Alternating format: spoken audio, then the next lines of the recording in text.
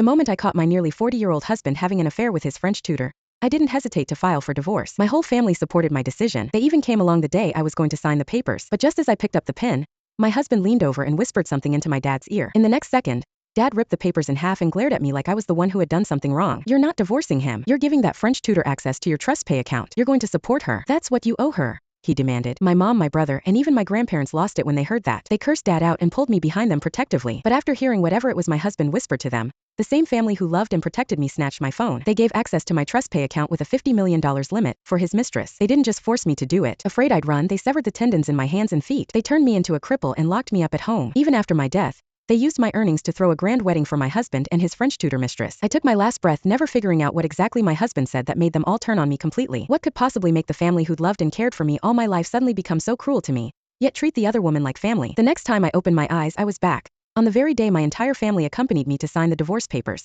Don't worry, darling, Dad reassured me. Even if you get divorced, we've still got your back. That bastard's already 40. He's too old. Once you're divorced, I'll find you 10 young models, each one taller and hotter than him. Exactly, Zadie, my brother chimed in. Honestly, I never thought that asshole deserved you anyway. He's been mooching off you for years. If it weren't for you, how would he be living so comfortably? And then he dared to cheat on you? When I see him later, I swear I'll beat the crap out of him. Hearing those familiar promises widened my eyes in shock. The elevator was cramped with my family. Every face around me was filled with concern. But one by one, as our eyes met, it felt like I was sinking into a frozen pit with no way out. In my past life, the family who supported and protected me turned on me completely after hearing just one sentence from Killian. They didn't just stop me from divorcing him. They made me authorize access to my TrustPay account to let his mistress Valeraine Keegan spend my earnings for herself and the baby she was carrying. When I refused, my brother pinned me down. My mom slapped me. My dad and grandma picked up scissors and cut through the tendons in my hands and feet. After I died, they handed Killian everything I owned and celebrated his marriage to the homewrecker. The vivid memory of that bone-deep pain made my knees buckle. I looked up at the elevator screen. We had reached the 15th floor. I rushed forward and blocked the door, clutching my stomach and faking discomfort. Mom, Dad, Grandpa, Grandma, Halvard, I'm not feeling well all of a sudden, I lied. I think I'll just come back another day to sign the divorce papers. Seeing how pale I looked, they exchanged worried looks. Halvard quickly hit the button for the first floor. As the elevator slowly descended, I let out a long breath of relief. If I could keep them from seeing Killian today, maybe tomorrow I could send them on a trip and go finalize the divorce on my own. Maybe then they'd never hear that sentence. Once we reached the lobby, Dad suddenly said his stomach hurt and went to the restroom. The rest of us waited outside. Just then, a question from Killian popped up on my phone. When will you be here? Disgust rose in my chest, but I pushed it down and typed back calmly, tomorrow. Just as I sent the message and looked up, I saw a familiar figure walking toward the restroom. It was Killian. Why was he there? A chill slid down my spine as a terrifying thought sank in. Even after being reborn, was I still not going to escape the fate that killed me last time? I sprinted after them as fast as I could, but just as I reached the men's restroom, someone stepped in my way. Miss, this is the men's restroom. The ladies is over there. I looked up at the sign and felt a wave of panic surge through me. I prayed desperately. Oh God, please don't let Dad see Killian. But the heavens didn't give a damn. The second Dad stepped out of the restroom and saw me standing outside.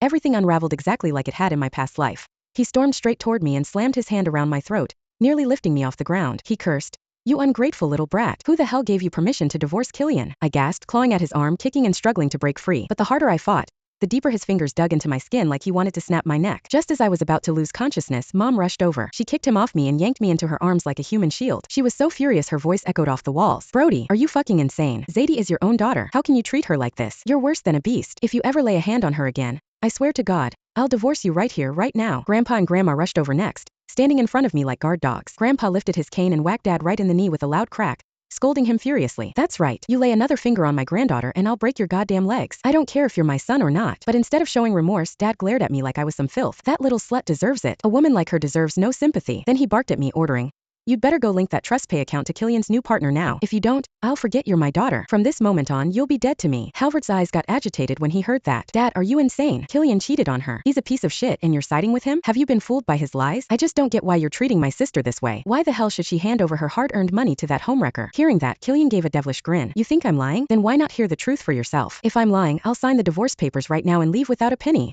he taunted. Fine, just for saying that you're willing to leave empty-handed, I'll hear what you have to say. Halvard retorted. I'm not gonna let my sister's money go to you and your mistress. When he started marching toward Killian, panic shot through me. I ignored the pain in my neck and grabbed onto my brother's shirt with all the strength I had left. Brody, please, I'm begging you, don't listen to him. Just listen to me, okay? He wiped the tears from the corners of my eyes and smiled so gently it hurt. Zadie, what are you so worried about? We grew up together. You've always treated me better than Mom and Dad ever did. It's just words, alright? You just wait and watch me make that crap leave with nothing. As he reassured me, he gently pried my fingers off. He went on walking toward Killian. Watching his retreating figure, I clenched my teeth hard. No, Killian's words, they're too powerful. I'm going to lose my brother all over again. Seeing how distressed I looked, my grandparents and Mom tried to comfort me. But when they saw the look that slowly overtook my brother's face, they fell silent. Memories from my past life surged back. Halvard's hands pinning me down mercilessly. On instinct, I bolted toward the lobby's exit, only to be struck at the back of my head by a thrown bottle of body wash. I lost my balance and crashed to the floor. Blood began trickling down my face from my forehead. Halvard rushed over, but instead of helping, he grabbed both my wrists tightly. His eyes were bloodshot, and he jabbed his finger into the wound on my head. Run? You actually dared to run? Do that one more time and I'll break your damn legs, Sadie, he threatened. I gritted my teeth through the pain and asked bitterly, Brody, I'm your sister. We grew up together. Why would you believe Killian over me? Why? You're not my sister, he shouted in my face. I don't have a selfish, spiteful sister like you. My brother-in-law just wanted to learn some French. He was close to his tutor, so what? How could you accuse him of infidelity? You've ruined his reputation. You're nothing but an evil woman.